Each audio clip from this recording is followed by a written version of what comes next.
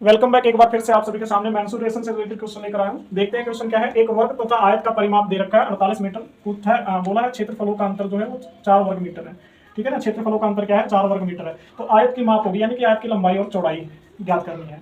एक चीज मैं पहले बता दूं कि यदि एक आयत और एक वर्ग, ठीक है, दोनों का परिमाप समान है, क्या है, परिमाप समान है, तो ध्यान रखना कि जो वर्ग का क्षेत्रफल होगा वो आयत के क्षेत्रफल से बराबर या उससे अधिक होगा, आयत के क्षेत्रफल से कम नहीं हो सकता। ठीक है ना, ये बात याद रखना। यदि वर्ग और आयत दोनों का परिमाप समान है तो वर्ग का जो क्षेत्रफल होगा वो क्या होगा, आयत के क्षेत्रफल के बराबर या उससे बड़ा होगा। ठीक है, हमें 4 ऑप्शन दे रखे हैं तो हमें आंसर निकालना होगा। तो देखो एक सिंपल सी बात बताता हूँ।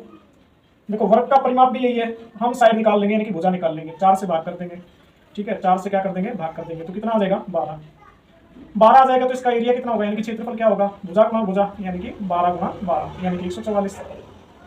ठीक है ना, 144। अब मैंने क्या कहा था कि आयत का जो क्षेत्रफल होगा वो क्या होगा, बराबर होगा या फिर वर्ग के क्षेत्रफल से कम होगा, यानी कि वर्ग का क्षेत्रफल ज्यादा होगा। ठीक है ना।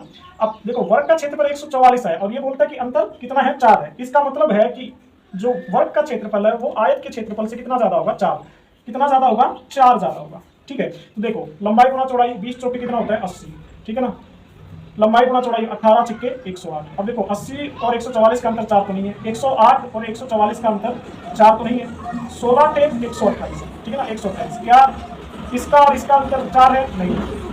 14 ढाई कितना होता है, 140। क्या इन दोनों का अंतर 4 है, तो बिल्कुल है। ठीक है ना, तो फिर क्या हो जाएगा, यही आंसर हो जाएगा, यानी कि तीसरा ऑप्शन सही है। लंबाई क्या हो जाएगी, 14, और चौड़ाई क्या हो जाएगी, 10 हो जाएगी। ठीक है ना, ये बात क्लियरली मैं बता दे रहा हूं आप लोगों को। ये याद रखना कि वर्ग और आयत का परिमाप अगर समान है तो वर्ग का क्षेत्रफल आयत के क्षेत्रफल के या तो बराबर होगा या उससे अधिक होगा। और यहाँ अंतर बोल रखा था 4, इसका मतलब है कि वर्ग का क्षेत्रफल आयत के क्षेत्रफल से क्या है, 4 ज्यादा है। ठीक है, और हमने क्या किया, पहले वर्ग का क्षेत्रफल निकाल लिया और वर्ग का क्षेत्रफल कितना आया, 144, यानी कि आयत का क्षेत्रफल इससे 4 कम होगा, यानी कि 140 होगा। तो हमने लंबाई गुणा चौड़ाई, लंबा गुणा चौड़ाई करके हमने सोल्व किया, तो यहाँ 80 आ रहा है, यहाँ 108 आ रहा है, इसमें 128 आ रहा है और इसमें 140 आ रहा है। तो यही क्या हो जाएगा, इसका आंसर हो जाएगा। ठीक है, ऐसे ही सवाल को हल करने के लिए मेरे साथ बने रहिए।